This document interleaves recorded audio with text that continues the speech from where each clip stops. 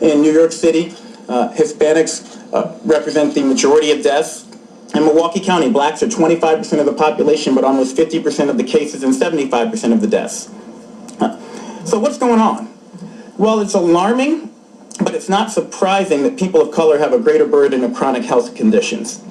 African Americans and Native Americans develop high blood pressure at much younger ages. It's less likely to be under control and does greater harm to their organs. Puerto Ricans have higher rates of asthma, and black boys are 3 times as likely to die of asthma as their white counterparts. As a matter of fact, I've been carrying around an inhaler in my pocket for 40 years out of fear of having a fatal asthma attack.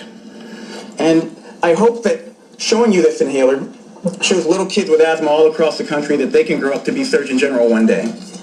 The chronic burden of medical ills is likely to make people of color, especially, less resilient to the ravages of COVID-19, and is possibly, in fact likely, that the burden of social ills is also contributing. But let me be crystal clear. We do not think people of color are biologically or genetically predisposed to get COVID-19. There is nothing inherently wrong with you, but they are socially predisposed to coronavirus exposure and to have a higher incidence of the very diseases that put you at risk for severe complications of coronavirus.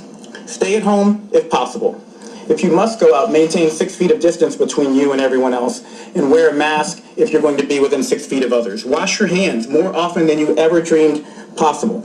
Avoid alcohol, tobacco, and drugs. And call your friends and family. Check in on your mother. She wants to hear from you right now. And speaking of mothers, we need you to do this, if not for yourself, then for your abuela. Do it for your granddaddy.